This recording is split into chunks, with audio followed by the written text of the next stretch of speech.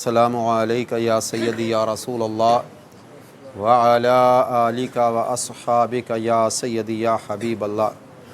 کروڑہ مرتبہ شکر ہے اس ذات غفور الرحیم کا جس رب لم یزل کی توفیق اور فضل خاص سے ہم نے نماز عصر باجماعت ادا کی۔ اللہ رب العزت ہمیں نماز پنجگانہ کا باجماعت اور تکبیر اولیٰ کے ساتھ اہتمام کرنے کی توفیق عطا فرمائے، اور اللہ رب العزت ہمیں اس بابرکت مہینے رمضان المبارک کا ادب اور اس کا احترام کرنے کی توفیق عطا فرمائے، اور اس بابرکت مہینے اور قرآن مجید فرقان حمید کی شفاعت نصیب فرمائے۔ آقا علیہ الصلوۃ والسلام نے ایک رات خواب دیکھا کہ میں اپنے اصحاب کی جماعت کے ساتھ مکۃ المکرمہ عمرہ ادا کرنے کے لیے جا رہا ہوں، اور وہاں پر بعض اصحاب نے حلاقہ کروایا، خواب میں سر منڈوایا، یا بعض نے قصر کروایا یعنی کہ بالوں کو آدھا کٹوایا، اور قربانیاں کی خواب کے اندر۔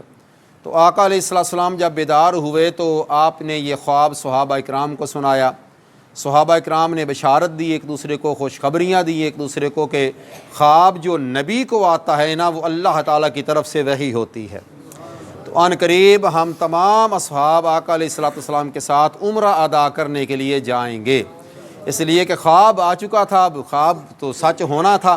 تو آقا علیہ السلام سن 6 ہجری یکم ذی العقد کو عمرہ کی نیت سے نکلے، اپنے اصحاب 1400 اصحاب کی جماعت کے ساتھ مقام ذوالحلیفہ پر پہنچے۔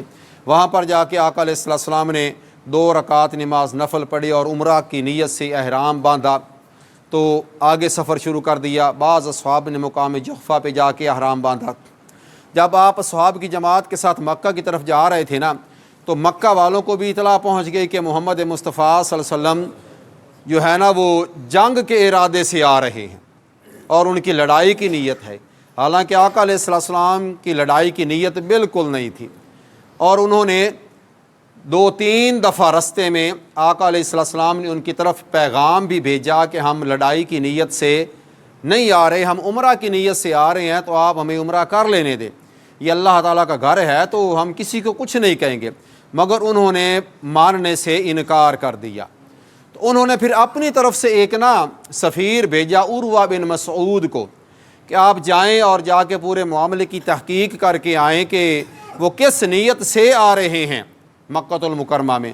جب عروہ بن مسعود آئے، عروہ بن مسعود جو تھے وہ کفار کے الچی تھے، اور مکہ والوں کی طرف سے بڑے بڑے جو شاہان فارس تھے اور بڑے بڑے جو بادشاہ تھے، ان کی دربار میں یہ مکہ والوں کی طرف سے سفیر بن کے جایا کرتے تھے۔ ان کو گفتگو کرنے کا بڑا ڈھنگ تھا، اور بڑے یہ ان کو ایک طریقہ تھا سفارتی تعلقات پیدا کرنے کا۔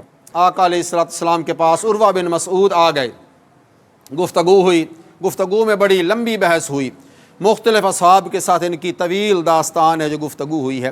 تو مختصر بات یہ کہ عروہ بن مسعود سمجھ گئے کہ یہ جنگ کی نیت سے نہیں آئے، یہ عمرہ ادا کرنے کی نیت سے آئے ہیں۔ تو واپس گئے عروہ بن مسعود اور مکہ والوں کو سمجھایا کہ ان کے ساتھ لڑائی نہ کرنا۔ اول تو وہ لڑائی کی نیت سے آئی نہیں ہے، ان کے ساتھ کوئی جنگی ساز و سامان نہیں ہے، وہ آئے ہیں عمرہ کی نیت سے، تو آپ ان کو عمرہ کر لینے دے، وہ چپ چاپ واپس چلے جائیں گے۔ انہوں نے کہا کہ تم گئے تو ہماری طرف سے تھے اور باتیں ان کی طرف سے کر رہے ہو، تو تمہارا طبیعت ٹھیک ہے، تمہارا دماغ ٹھیک ہے، تم گئے ہماری طرف سے، سائڈ ان کی لے رہے ہو۔ اس نے کہا کہ جو کچھ میں وہاں پر دیکھ کے آیا ہوں تم ان سے جنگ کسی صورت نہیں جیت سکتے ہو۔ اس سے پہلے سن 6 ہجری تک تمہاری کئی جنگیں ہو چکی ہیں مسلمانوں کے ساتھ، اور کوئی بھی جنگ تم نے جیتی نہیں ہے، تم نے نقصان ہی اٹھایا ہے۔ اس لیے ابھی میں تمہیں بتا رہا ہوں کہ ان کی طرف اٹیک نہ کرنا، ان پہ حملہ نہ کر دینا، تم جنگ نہیں جیت سکتے ہو۔ انہوں نے کہا کہ کیا وجہ ہے کہ ہم ان سے جنگ نہیں جیت سکتے؟ اس نے کہا کہ میں نے بڑے بڑے بادشاہوں کے دربار دیکھے ہیں، بڑے بڑے میں محلات میں گیا ہوں، اور بڑی بڑی میں نے ہستیاں دیکھی ہیں، مگر کسی کے غلاموں کی اپنے آقا سے محبت ایسی نہیں دیکھی جیسی میں نے محمد مصطفیٰ کے غلاموں کی محبت محمد مصطفیٰ کے ساتھ دیکھی ہے۔ اس نے کہا کیا دیکھ کے آئے ہو؟ انہوں نے کہا کہ میں نے دیکھا ہے کہ محمد صلی اللہ علیہ وسلم تھوکتے بعد میں ہیں، غلام ہاتھ پہ تھوک لینے کے لیے ہاتھ پہلے کر کے کھڑے ہوئے ہوتے ہیں، وہ بات بعد میں کرتے ہیں، وہ پہلے ایسے ساکت اور جامد ہو جاتے ہیں جیسے ان کی جسم سے روح نکل چکی ہو۔ وہ جب حضور علیہ السلام وضو کرتے ہیں پانی زمین پہ نہیں گرنے دیتے، غلام لے کر اپنے منہ اور ہاتھوں پر مل لیتے ہیں، جیسے دنیا میں اس سے بڑھ کر متبرک اور کوئی چیز ہے ہی نہیں ہے۔ جن کے غلاموں کی عقیدت کا یہ عالم ہو، ان بادشاہوں سے پھر جنگیں جیتی نہیں جا سکتی۔ وہ غلام اس سے پہلے مر جائیں گے، اپنی جانوں کا نذرانہ پیش کر دیں گے، مگر اپنے محبوب پر وہ ہلکی سی آنچ بھی نہیں آنے دیں گے۔ اس لیے ہوش کے ناخن لو، ان کو عمرہ کر لینے دو۔ انہوں نے کہا نہیں جی اب تو آ گئے، ہم بھی نے بھی ایکا کر لیا، اب ہم کسی صورت میں بھی ان کو عمرہ کرنے کی اجازت نہیں دیں گے۔ آقا علیہ السلام پھر وہاں سے غصفان مقام سے حدیبیہ پر تشریف لے گئے۔ وہاں پر کنواں تھا، پانی صحابہ کرام نے استعمال کرنا شروع کر دیا۔ 2 دن گزرے، 3 دن گزرے، کنویں کا پانی ختم ہو گیا۔ آقا علیہ السلام کی بارگاہ میں عرض کی یا رسول اللہ صلی اللہ علیہ وسلم وہ کنویں کا پانی ختم ہو چکا ہے۔ تو آقا علیہ السلام نے فرمایا کوئی ذرا پانی کسی کے پاس کسی کٹورے میں، شاگل میں، مشکیزے میں کوئی بچا ہے پانی تو وہ لے آؤ۔ تھوڑا سا پانی پیش کیا گیا آقا علیہ السلام کے سامنے برتن میں۔ آقا علیہ السلام نے اپنی جو نا انگشت مقدس تھی، اپنا جو ہاتھ تھا نا اس پانی کے اندر ڈال دیا۔ جب پانی میں ہاتھ ڈال کے باہر نکالنا نا تو انگلیوں سے پانی کے چشمے جاری ہو گئے۔ وہ پانی جو ختم ہو رہا تھا، پانی جمع ہو گیا۔ 1400 اصحاب نے پانی پی بھی لیا، جانوروں کو بھی پانی پلا دیا، مگر وہ پانی ختم نہیں ہوا۔ یہ آقا علیہ السلام کا معجزہ بھی وہاں پر ظاہر ہو گیا۔ تو دن گزر گئے، کفار ڈھیٹ ہو گئے۔ اس کے بعد آقا علیہ السلام نے حضرت عثمان غنی رضی اللہ تعالیٰ عنہ کو ارشاد فرمایا کہ تم جاؤ اور جا کے ان کو سمجھاؤ کہ ہم لڑائی کی نیت سے نہیں آئے ہیں۔ تو عثمان غنی چلے گئے۔ عثمان غنی جو تھے نا، جب 2 3 4 5 6 دن گزر گئے نا وہاں پر، تو انہوں نے کہا عثمان غنی سے رضی اللہ تعالیٰ عنہ سے، کفار مکہ نے، کہ عثمان تم چونکہ آ گئے ہو اور تمہارے ساتھ بڑے ہمارے تعلقات ہیں، تم یہیں سے جانے والے ہو، ہم تمہارا اتنا حیا کرتے ہیں کہ تم آ گئے ہو تم عمرہ کر لو، مگر جو پیچھے ہے نا بیٹھے ہوئے ان کو عمرہ کرنے کی اجازت نہیں ہے۔ پیچھے صحابہ کرام نے بھی ایک دوسرے کو کہنا شروع کر دیا کہ یار عثمان بڑا خوش قسمت ہے، ہم تو رہ گئے عمرہ کرنے سے، ہمیں تو آگے جانے نہیں دے رہا ہے۔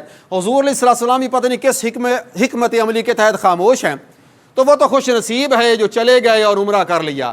آقا علیہ السلام نے گفتگو سن لی اور فرمایا میرے غلاموں، میں محمد مصطفیٰ تمہیں بتا رہا ہوں کہ عثمان گیا تو ہے مگر کبھی بھی میرے بغیر عمرہ نہیں کرے گا۔ عثمان کی طبیعت کبھی بھی گوارا نہیں کرے گی اس کا محبوب پیچھے ہو اور وہ جا کے عمرہ کر لے۔ تو واقعی ایسے ہی ہوا۔ عثمان غنی نے بھی وہی بار یہ فرما دیا تھا کہ لوگوں تم نے آفر کر دی مجھے عمرہ کرنے کی، مگر میں عمرہ اس وقت تک نہیں کروں گا جب تک میرا محبوب میرے ساتھ نہ آ جائے، جب تک محمد مصطفیٰ تشریف لے آئیں ان کے بغیر عثمان بھی عمرہ نہیں کرے گا۔ عثمان کے متعلق خبر مشہور ہو گئی، کفار نے ان کو قتل کر دیا ہے، شہید کر دیا ہے، ان کو مار دیا گیا ہے۔ جب صحابہ کرام تک یہ خبر پہنچی نا، جوش میں آ گئے صحابہ کرام، عرض کی یا رسول اللہ آپ اجازت دیں ہم یہیں سے اٹیک شروع کر دیتے ہیں ان پر۔ کیا ہوا؟ ہمارے پاس تلواریں ہیں نہیں ہیں، خنجر نہیں ہیں، کچھ نہیں ہوتا، ہمارا جذبہ تو ہے نا، ہم پیچھے ہٹنے والے نہیں، آپ اشارہ کر دیں عثمان کا بدلہ لیں گے۔ آقا علیہ السلام نے فرمایا عثمان کا بدلہ لینا چاہتے ہو؟ جی بالکل لینا چاہتے ہیں۔ برف میں ہاتھ پر بیعت کرو کہ عثمان کا بدلہ لیں گے۔ سب نے باری باری ہاتھ رکھا، ہم جو عثمان کا بدلہ لیں گے، ہم اقرار کرتے ہیں عثمان کا بدلہ لیں گے، عثمان کا بدلہ لیں گے۔ سب اصحاب نے باری باری آ کر درخت کے نیچے بیعت کی، اور اس بیعت کو اللہ رب العزت نے بیعت رضوان کا نام دے دیا۔ اس درخت کے نیچے، سمرہ نام تھا درخت کا، اس کے نیچے بیعت لی، اور جب بیعت ساری مکمل ہو گئی آقا علیہ السلام نے فرمایا کوئی رہ تو نہیں گیا؟ فرمایا کوئی نہیں رہ گیا۔ آقا علیہ السلام نے اپنا بایاں ہاتھ سامنے کیا، دائیں ہاتھ کی طرف اشارہ کر کے فرمایا کہ لوگوں سن لو، عثمان یہاں پر موجود نہیں ہے، مگر میں عثمان کی طرف سے اپنے ہاتھ کو عثمان کا ہاتھ قرار دے کر عثمان کی طرف سے بھی بیعت کر رہا ہوں۔ تو آقا علیہ السلام نے عثمان کے اپنے ہاتھ کو عثمان غنی کا ہاتھ قرار دے کر ان کی طرف سے بھی بیعت کر لی، اور بیعت کر کے اشارہ دیا آقا علیہ السلام نے کہ لوگوں بیعت زندہ کی لی جاتی ہے، مردہ کی بیعت نہیں لی جاتی۔ تو ہاتھ سے اشارہ کر کے فرمایا، بیعت لے کے اظہار فرما دیا لوگوں میرے عثمان کو شہید نہیں کیا گیا، میرا عثمان زندہ ہے۔ ان کی طرف سے بیعت لے لی۔ عثمان غنی پھر بعد میں آ بھی گئے، پھر وہاں پر صلح حدیبیہ ہوا جس کی بڑی سخت شرائط رکھی گئی، وہ ایک طویل داستان ہے۔ تو میرے بتانے کا مقصد یہ کہ آقا علیہ السلام نے جو بھی عمل کیا، جس حکمت عملی کے تحت کیا، اللہ رب العزت نے اس عمل میں بھی مسلمانوں کے لیے خیر و برکت رکھ دی تھی۔ اللہ رب العزت ہمیں آقا علیہ السلام کی تعلیمات کے مطابق عمل پیرا ہونے کی توفیق عطا فرمائے۔ اللہ رب العزت ہمیں عمل کرنے کی توفیق عطا فرمائے۔ آمین ثم آمین۔